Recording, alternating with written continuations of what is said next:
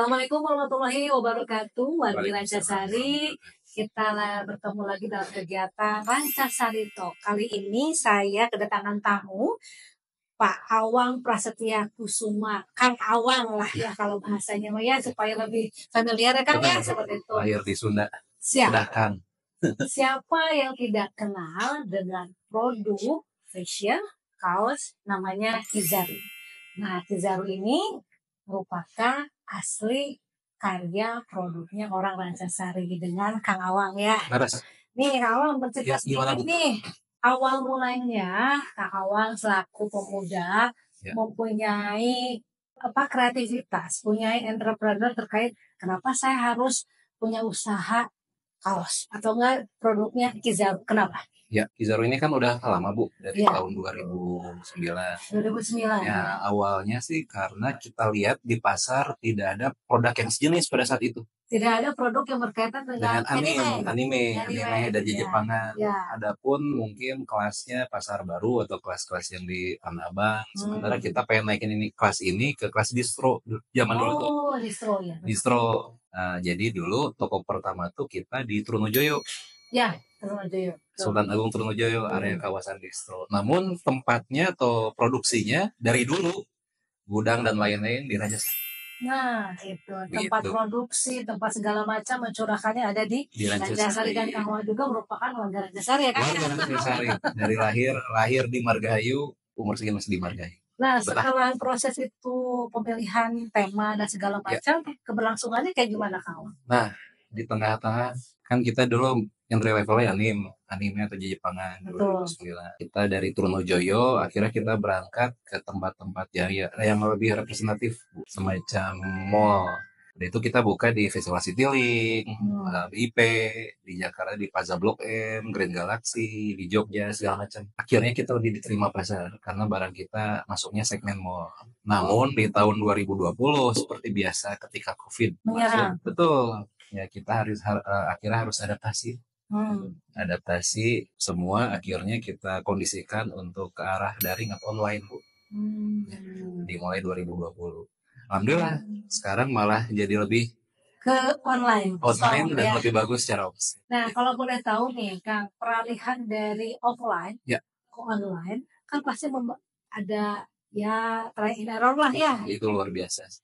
Bagaimana kegiatan try and error bisa diceritakan pahit getirnya dan segala macam karena orang berpikirnya online cuannya banyak dan segala macam. Jadi ya. Ceritanya panjang tapi dibuat dalam versi sederhana sih seperti ini. Kita kan biasa jualan di mall tuh. Harga minimum kaos salah satu sampel itu tuh 170 sampai 200. Iya. Ketika di online kan dia nggak bisa support dengan harga yang sama. Tidak bisa harga segitu. Betul, otomatis kita harus adjust, Bu. Kita adjust di harga dulu awal-awal masih di 120. Kurang laku. Sampai ketika kita di angka 70, 80 ribu, baru permintaan tuh muncul.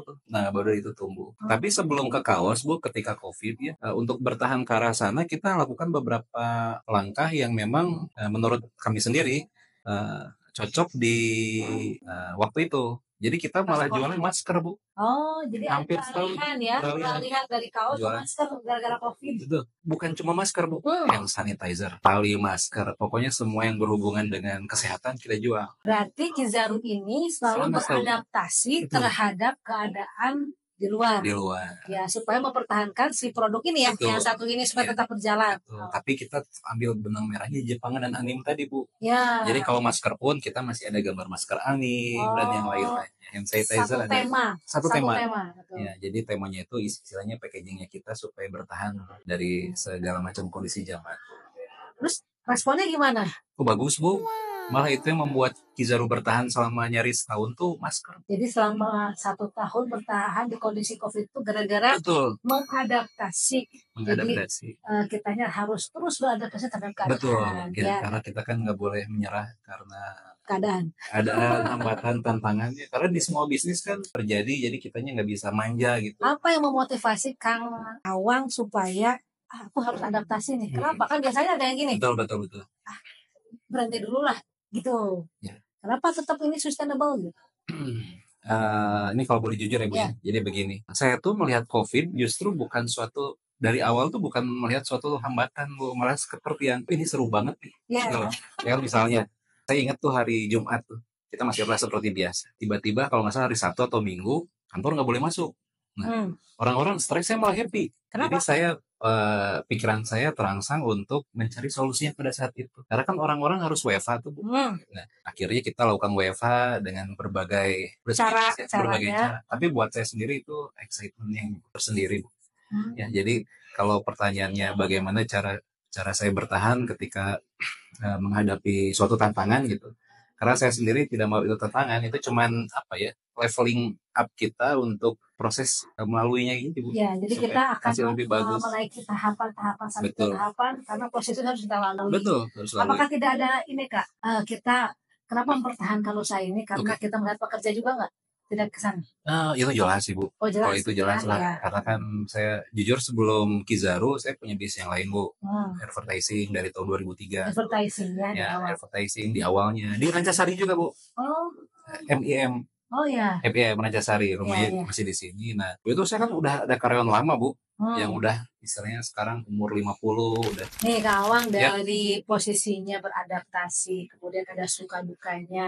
Mungkin ada trik and trick bagaimana kita sebagai selaku pengusaha, untuk pengusaha pemula lah. Bagaimana kita menyikapi tantangan-tantangan, bagaimana untuk mengawali usaha tuh harus gimana sih Kang? Oke. Ini menarik ya Bu. Kalau dari saya punya opini tersendiri. Jadi begini, kan banyak tuh orang mulai berusaha tuh ingin secara sederhana ya Bu ya, ingin jadi kaya yang berlebih, misalnya punya rumah, kolam renang, mobil 5 dan lain-lain. Tapi kan impian boleh mungkin. Betul. Tapi kadang-kadang ketika dia dengan ekspektasi yang berlebih, ketika masuk terus menghadapi hal-hal yang ternyata lebih rumit dibandingkan dugaan dia, tidak sesuai ekspektasi. Ya, dia menyerah Bu. Biasanya terjadi seperti itu. Teman-teman saya yang berusaha mau masuk pengusaha biasanya ekspektasinya terlalu tinggi duluan. Saya nggak berharap orang nggak bermimpi, bukan. Tapi masalah begini, kalau buat saya pribadi, jadi pengusaha itu bukan cara hidup Bu, tapi jalan hidup. Apa bedanya cara hidup sama jalan hidup? Baik, bedanya begini Bu. Saya nggak lihat jadi pengusaha itu adalah profesi, tapi cara saya menjalankan hidup sehari-hari. Ketika kita menjalani profesi, kita kan harus berhitung nilai tambah dan nilai kurang. Naik untung di segenap profesi ya Bu ya, baik dari posisi profesional maupun dan lain. Tapi ketika itu jadi cara hidup Bu, itu ada hal yang melarang kita untuk masuk segmen area selain jadi pengusaha tadi, dan kita tidak akan bisa menikmati. Contoh seperti ini Bu, saya nggak bisa kerja dari jam 8 sampai jam 5, itu udah jelas. Kan bangun pagi pun saya nggak bisa Bu. Ketika misalnya usaha saya ada apa-apa, terus saya memilih jadi misalnya jadi karyawan, pekerja, itu bukan pilihan sama sekali. Jadi saya tetap harus jadi pengusaha. Karena saya nggak bisa mengalami situasi di mana saya punya atasan, terus politik kantor dan lain, saya nggak bisa. Sama dengan mungkin Ibu bisa analogikan dengan seniman atau musisi kan. Di luar dia musisinya ternyata kehidupan finansialnya mungkin di bawah atau di atas ya. Dia menjalannya itu dengan ya begitu gitu. Jadi parameter dia untuk hidup tuh berbeda gitu. Saya melihat saya sendiri ya, mungkin yang lain berbeda. Sebagai pengusaha sangat seperti itu. Tapi untungnya Kang Awang ini bisa memutuskan bahwa itu bukan jalan saya. Jalan saya seperti ini. Sehingga memutuskan bahwa saya pengennya jadi pengusaha. Tidak bisa untuk menjadi pekerja.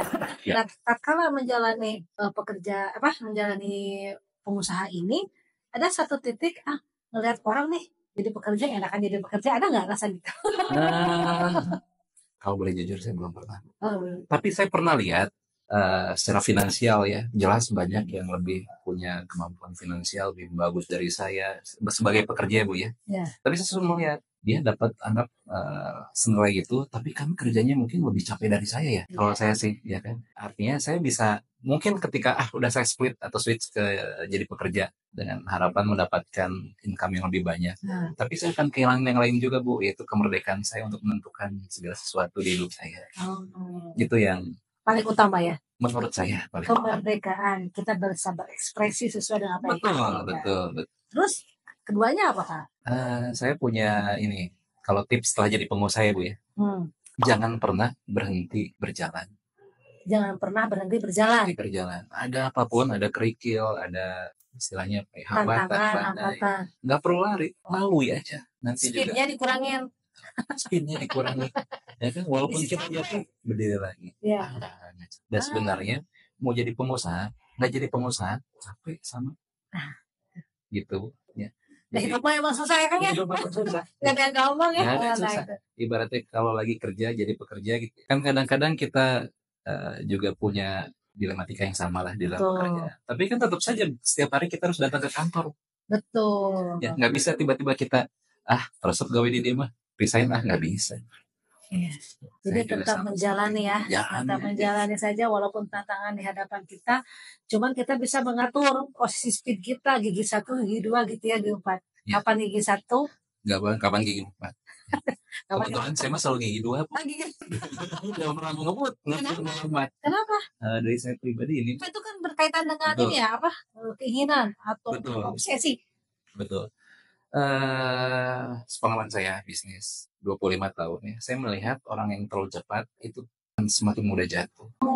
Saya selalu di sistem HRD aja, saya selalu slow hiring, fast firing. Jadi ngerekrut itu lama, tapi udah mencatin ini orang gak bener keluarin. Oh. Jadi saya pengen bekerja Selektif, ya? lebih ini aja, lebih Manis. bukan humanis Bu, mungkin lebih lambat. Karena menurut saya percepatan di bisnis itu ada 2 situasi yang akan kita hadapi nanti. Apa tuh Kang? Pertama, situasi ketika kita udah di atas tapi kita belum siap, atau situasi ketika di bawah terus kita ngedown dan tidak bisa melakukan hal yang lain. Menurut saya pribadi. Berarti mental harus kuat. Betul Bu. Ya, contoh ya. Mengerti luhur orang Langsung ke atas. Wah, ini udah banyak cerita lah kalau di sini. Ya, betul. Dari sisi keluarga, dari sisi pribadi, hancur ada. Ya, Semacam betul. itu. Jadi saya tidak mau terlalu cepat ke atas. Karena buat saya sih lagi again ya, jadi pengusaha emang udah jalan hidup. Yes, ya. Jadi nggak mau terlalu ini pribadi ya, tidak mau terlalu yang berambisi. Oke. Nah, setelah yang kedua tadi apa? Tetap jalan. Ya. Yang ketiga apa Kang? Sebenarnya debatable Bu. Ya. Tapi ini at least yang saya lakukan sampai saat ini, saya berbisnis untuk hal-hal yang saya suka Bu.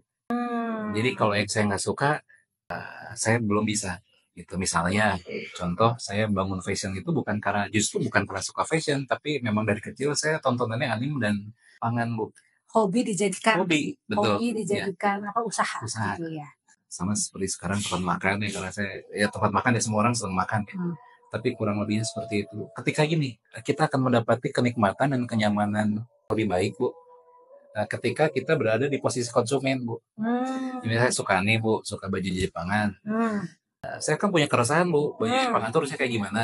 Nah, saya luapkan itu di bentuk yang saya mau. Nah, ketika jadi, saya ada kepuasan tersendiri. Ya. Dan ini sebenarnya privilege yang gak semua orang bisa ya, kata orangnya. Kan ada juga bisnis kalau sesuai passion yang penting uangnya. Tapi saya suka, lagi-lagi itu debatable ya. Buat saya sih bisnis ya. Kalau kerja sih apa aja boleh ya kan. Jadi sales motor, mobil, gak apa-apa. Tapi ketika bisnis kita gak punya passion di bisnis ya,